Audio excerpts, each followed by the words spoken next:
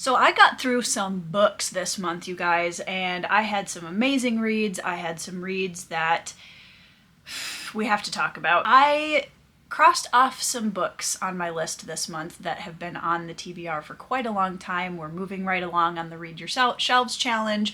I'm getting to some books that have been on the TBR for a while, and that feels really good overall. The first one that I read in June was Nomads of the Sea by Kobe Zucker. I did a full video review for this one, and you can watch it up in the cards over here.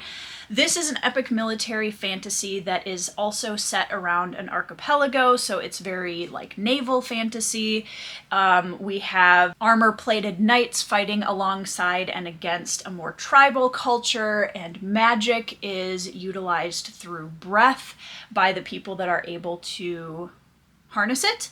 There are 3 POVs. It is an excellent epic military fantasy. I said in my video, and I'll say it again here, that this book needs more eyes on it. The cover is not my favorite, and I know that this is one of the reasons that a lot of people haven't picked it up yet. But honestly, you guys, this is one of the most stellar debut novels I've read in a very long time. It is a little bit of a doorstop, but it reads very quickly. Super accessible, bingeable book. It's really hard to put down once you get going. And I really enjoyed, for the most part, all 3 of the POV characters. One of them in the middle kind of had some sort of rushed, convenient plotline stuff going on, but overall, that was really my only criticism of this book.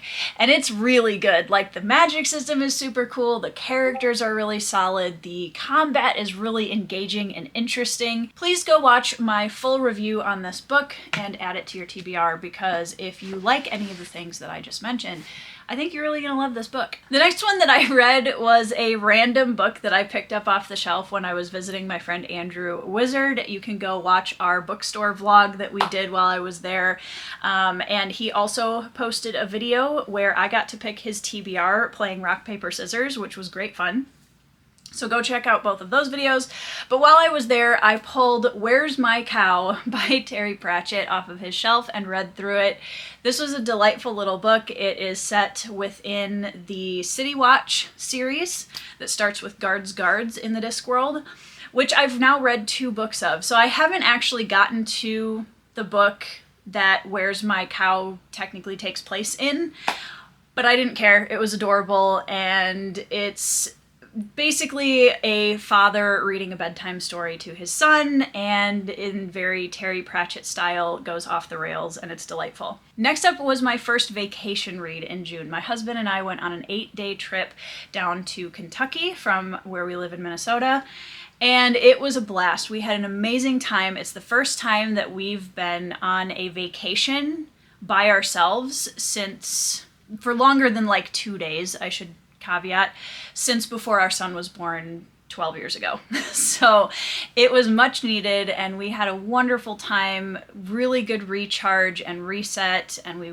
did some bookstore shopping and just hung out and read books and wrote books and ate good food. It was amazing. And the first book that I read on that trip was Song of the Beast by Carol Berg. This has been recommended to me by several close friends, and it's a short standalone novel about a tortured bard main character who's been shut away and imprisoned and tortured for almost 20 years. And when he's let go, he still doesn't know why.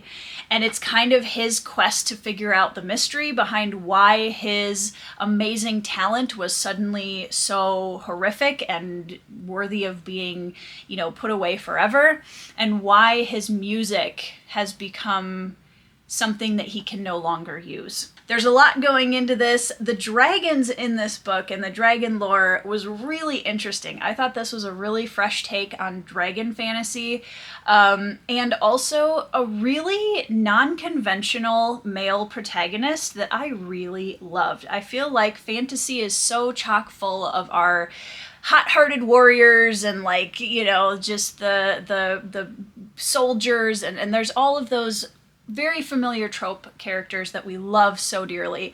But Aidan McAllister is just such a refreshingly different character, and I really liked him a lot. I think he is brilliantly written.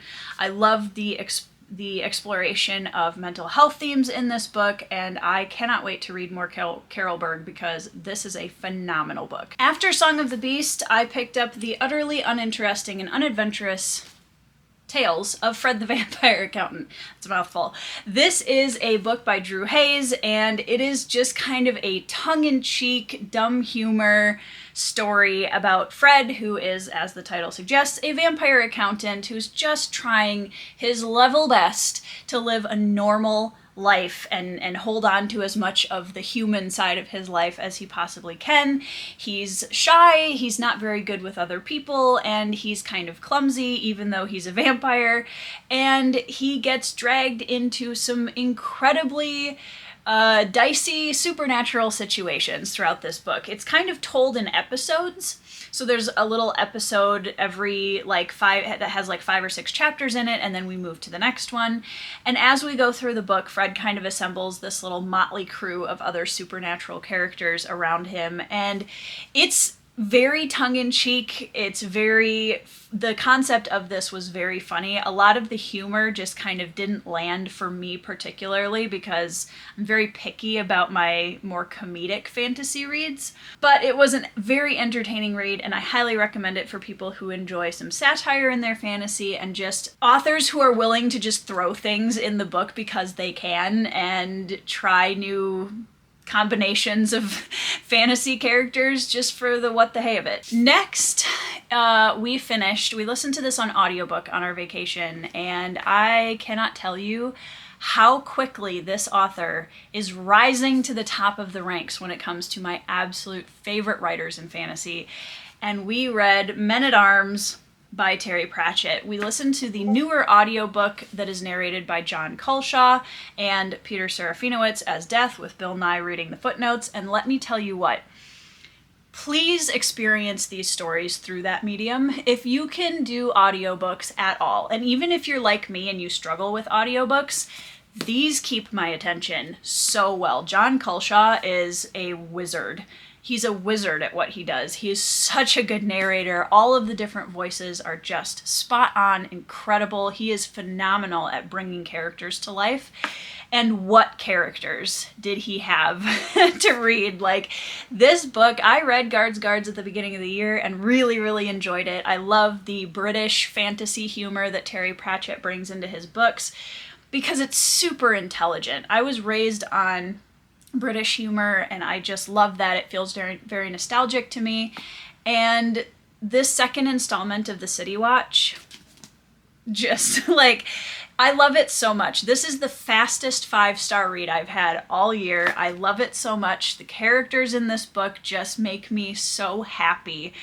I don't even have words. Please read these books if you have not. Give yourself the opportunity to experience the motley crew of the City Watch. These stories are so funny. They're so humorous, but they never fall over that line into the just ridiculous. And I love that. And there's this undertone of depth to it that is just amazing. You will get emotional. You will laugh. It pokes fun at so many of the fantasy tropes that we all know and love, and the characters, once again, are just chef's kiss. I'm adopting Carrot, which I said when I read Guards, but I'm still adopting Carrot for anyone who is wondering. Please read The City Watch if you have not yet. It's a great entrance point to the Discworld series. I have really loved it being my first experience, and yeah, I love these books so much. This is definitely going to be in my top reads of the year because I absolutely freaking loved this book. Next, I finished the audio drama of Red Rising, which I had not listened to yet. I hope you guys are proud of me because I have been doing so much audiobooking this last month. And for the most part, I've really enjoyed it. And the Red Rising audio drama, I thought, was really well done. It's split into 2 separate parts. That is my one nitpicky complaint about it on Audible, is that you have to buy part 1 and part 2, which is kind of annoying. But it's really well acted, really well done for the most part. I loved the way that they did all of the different voices and the care that was taken to bringing those characters to life. Obviously, I've read this book, I think this is my 6th time going through this book now. And the nostalgia of going through this book again, and listening to it come to life and experiencing it in a completely different way was just really beautiful and wonderful, and I love this story so much. So I'm excited to move on to the other audio dramas of the series and read these books again because I can. But yeah, that was, I think, my 6th time through Red Rising, and I still love it. Nothing has changed. That's where I wish I could stop this monthly wrap up, you guys, because those were the reads this month that, like, that was the good portion of June. And now we get to the last 2 reads of June, and it hurts me to have to talk about these books because for very, very different reasons, and they could not be more different. And anyways, I'm stalling because I don't want to talk about these books. The first one I read as a buddy read with Murphy Napier, who was like, please read this book with me so I'm not alone. And I, like the good friend that I am, put myself in the line of fire to help out a friend. And I read Bride by Allie Hazelwood. Allie Hazelwood, as many of you may know, is a book talk darling. She is a romance and romantasy writer and paranormal romance, apparently. And I honestly don't even know what words to use to talk about this book, you guys. I try really, really hard. I really do. I try really hard to say something positive about every book I read, even if I didn't enjoy the experience. I don't think I'm even going to try with this book because I don't think there's nothing genuinely nice that I can say about this book. And so, you know, if you don't have anything nice to say, talk about the weather. So it's really sunny outside right now, and it's been kind of windy. It was raining a lot we've had so much rain the last couple of weeks. It's been kind of wild. Our neighbor's rain gauge said that it was like, I don't even know, 6 or 7 inches of rain in the last week. The lake is really high. The rivers that we've had flooding warnings in this area. The weather's been really, really wild out there. Yeah, but today is a really nice sunny day, and that's my review of Bride by Allie Hazelwood. This book is everything I hate about paranormal romance and the genre that it represents.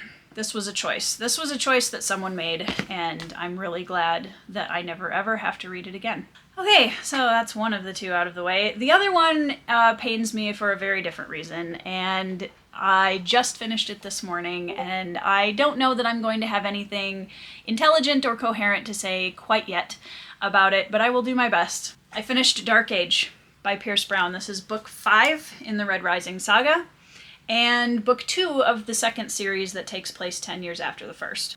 I'm already imagining the backlash I'm going to get for my opinions on this book, but this is one of the most disappointing reads I think I've ever had because of how much I love the original trilogy, as you guys know. And for everyone who told me that this was going to be better than the original trilogy, okay.